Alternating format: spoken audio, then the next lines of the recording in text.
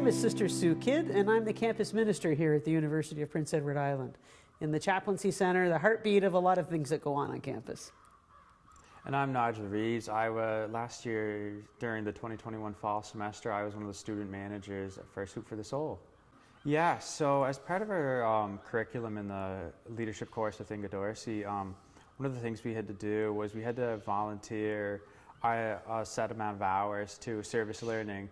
And basically the service learning was in part a way for us to practice what we were learning in class and put them into essentially the field and gain that experience and practice just what we were learning and kind of get that real world sense. So I put my name forward, and I was one of the lucky ones that got on.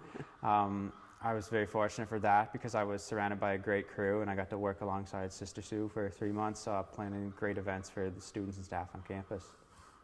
Yeah, because of our relationship with Inga Dorsey and the service learning program, in fact, that second year leadership course is where Soup for the Soul began. And it really was an idea. The health department was giving out small grants to people, and how could we respond? Healthy eating, mental health. And it was Inga, the prof, who suggested, what if we had student leaders that we could network with, and it would really become a win-win. The students would get practical experience, her class, but we would also serve the bigger population of the school community. We were one of the first groups to bring Soup for the Soul back after COVID had shut it down after some time.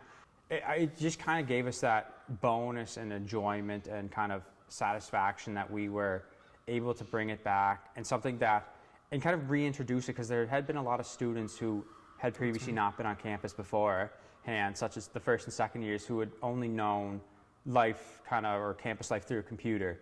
Students are invited to come for a free meal. How do we get the word out? And social media is one way, but also invitation and word of mouth. So I remember your crew, Nigel, setting out your welcome table outside, because we had to do, and just inviting students that were walking by, do you want to come for soup? And in fact, at one point you had a lineup outside the door of students wanting to come in.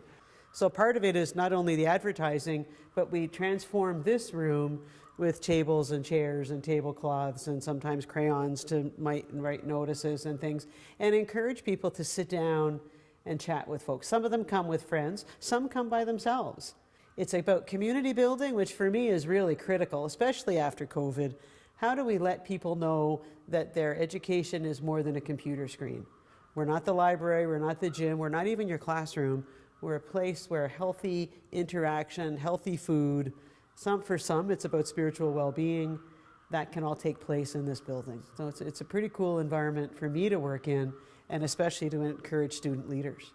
When I remember signing up for the course back in June of that year, and I wasn't aware that there was a service learning aspect of the course, and I remember getting into I remember our first day, we were kind of going over the syllabus, and Inga was telling us, she's like, okay, as part of our syllabus, one of your main things, or kind of the main projects of this course, is to do a service learning project where you're going to volunteer with a nonprofit group and provide some kind of benefit to the community. And at the end of that, you're going to write a paper on it and just kind of go over everything you've learned, what your takeaways were, how that improved, and how you connected the course material to the service learning project, or how you applied course material to the service learning project. One of my big takeaways was we were able to kind of work and kind of learn how to delegate work based on each other's strengths. And that was something I took into the workplace, because my first job was working in a small team running, working as a project coordinator for a nonprofit. So I was able to take what I learned from working in a team and the concepts I learned in my UPEI 2030 course, apply those to the workplace. And to this day, when I do a lot of collaborative work at tasks at work, I can apply those concepts. And it really goes to show that what you take away at school it's really those kind of, the practical work is really what kind of prepares you. And I am very grateful that I've taken this course and worked with Sister Sue and the 3 other students that I worked with alongside this project. There's always going to be hungry students. There's always going to be mental health to be a part of their reality. So hopefully Soup for the Soul will be able to continue to respond.